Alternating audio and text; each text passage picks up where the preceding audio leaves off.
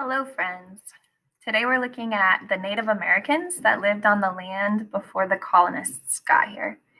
And this is both a cultural and a geography type lesson because the culture is often dependent on the geography. So check out this map you're going to be looking at. These are the American Indians or Native American major cultural regions of the United States area.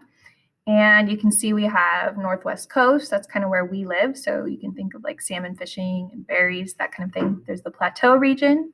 There's California. And actually, most people also have the Great Basin as a separate region. That doesn't show very well on this map, but I put it in.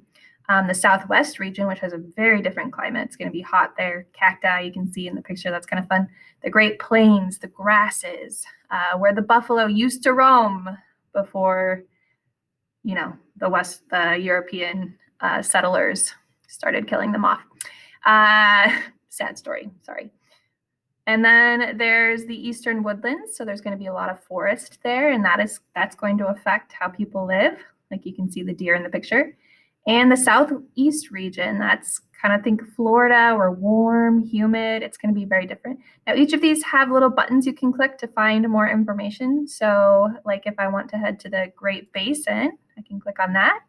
And it's got information there. It's got some images. It's got this Native American here that's wearing a rabbit skin coat used for warmth, and shows that there's rabbits available, and they did some hunting apparently. This is a seed beater where they would whack the plants to get the seeds to come off so they could eat that. They were a gathering type group of people, and they lived in the extreme heat and cold, and you can see that with that rabbit fur, that they needed something to keep warm. So that is that region.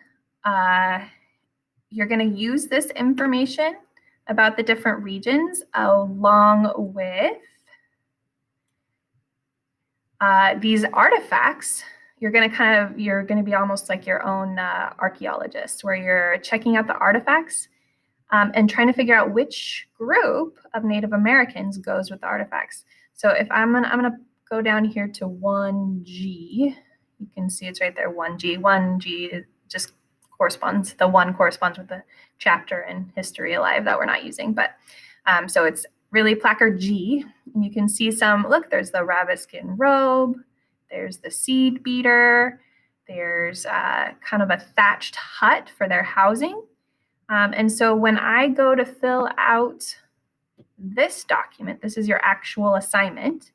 I filled one out for you. I filled out the 1G for you down here. So you can see it's got observations about the clothing, housing, food. Every placard has information about the clothing and housing and food. So you make observations about it. And then here you talk about the reason and purpose. So you might need to read a little bit more or create inferences to figure out what it was used for or why it exists. So like the long rabbit fur robe, it tells me they keep warm, hunting was available. The housing, they used it for shelter, to keep dry, possibly movable. I wasn't sure. It uses materials that are nearby, so I know there's trees. And the seed beater helped knock seeds from plants to eat, likely did a lot of food gathering. And I figured out based off the artifacts that these were probably Native Americans from the Great Basin. So I wrote that in right here.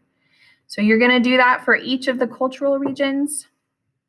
You're going to match the artifacts with the region because really the land around us shapes what we do in our culture, especially historically before we had all the technology to kind of overcome the hot climate or the super cold climate. You had to adapt with other, like technically technology that are these artifacts, tools or housing or clothing that helped them survive and thrive in the regions that they lived in before the colonists came.